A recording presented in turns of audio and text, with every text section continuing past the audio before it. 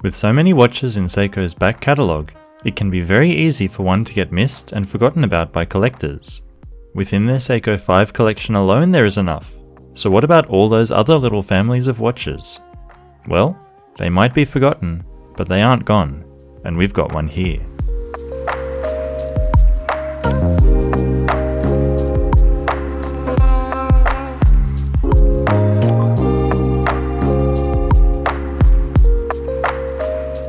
Welcome to Addicted to Watches. Today, we'll be looking at a watch that comes from what is often called Seiko's golden era, but didn't achieve the popularity of some other watches like the Saabs. It's a very classy watch with a really nice dial. This is the Seiko SRP023. When I came across this watch, after seeing the dial, I had to have it. It was interesting, unique, and one that I had never come across before. But that extends further than the dial. It's got a movement I've never come across before either. We're all familiar with quite a few Seiko movements by now. The 7S26, 4R34, 5 and 6, 6R15, 6R35, and even the VK64. But this one is a little bit different. It's a 4R15, which, based on Seiko's naming convention, sits somewhere in between the 7S26s and the 4R35s. In operation, that fits too. It doesn't hack or hand wind like a 7S movement, but the finishing is more like a 4R35. To be honest, I didn't actually realize that when I first got the watch, and thought there was a problem with the crown and stem, because I couldn't feel the movement hand winding. But the more you know, right? So anyway, this watch is fairly old. I can find mention of it on an Amazon listing all the way back in 2006, but even so, the style doesn't look out of date. It has a timelessness to the design that makes it a watch you could easily wear today. The most striking part of that design comes from the dial, so let's take a look there first. It's a really nice dial, isn't it? Looking at it from any distance, you might not realize how complex the patterning on it is. It's made up of a very intricate pattern that might look like straight-edge diamonds, but they're actually tessellating leaf shapes, with curved lines running through each to create those almost but not quite straight lines. It's a very subtle effect, and without the aid of the macro camera, I wouldn't have even known they weren't diamonds. From this distance, rather than the diamond pattern, it's more like the dial has been woven together with these leaves. You should know by now that I'm a sucker for a textured dial, and this watch really surprised me with how well done it is.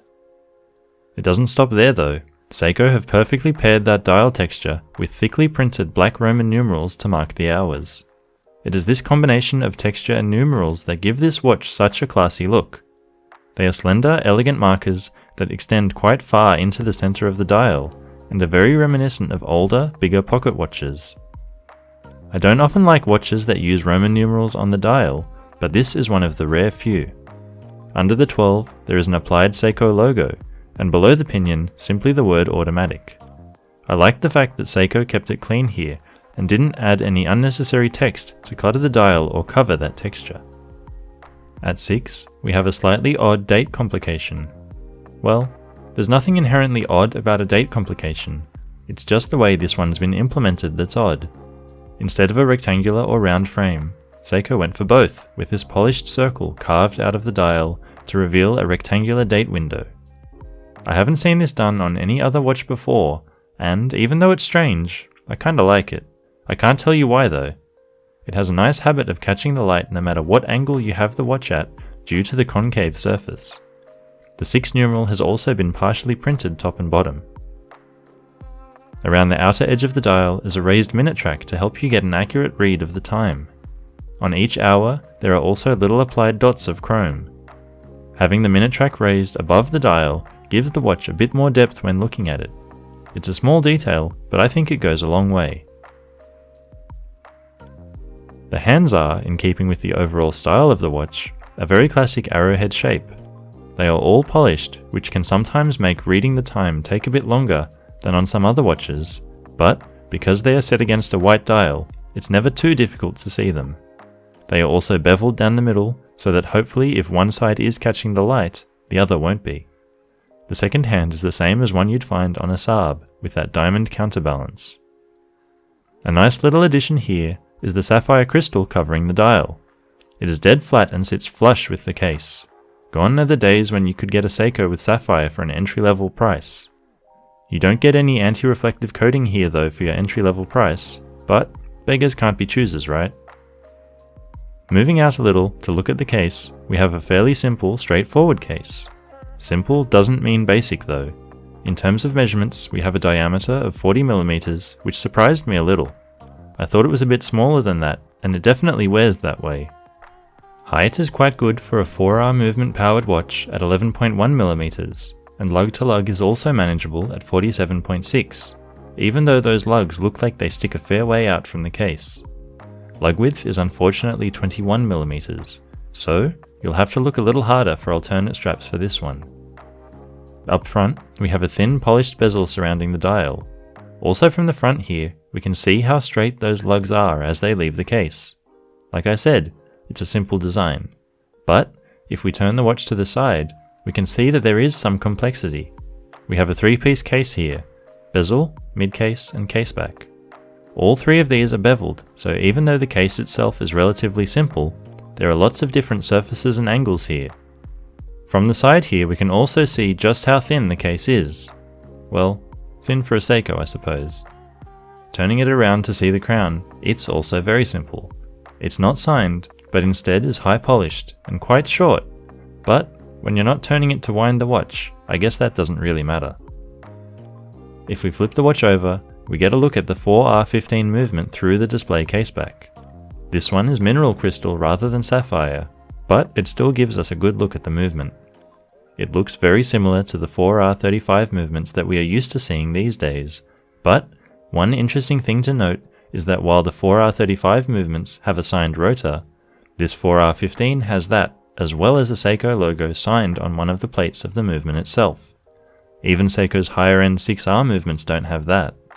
It shows a little bit of extra attention to detail that would be nice if they did on all their movements.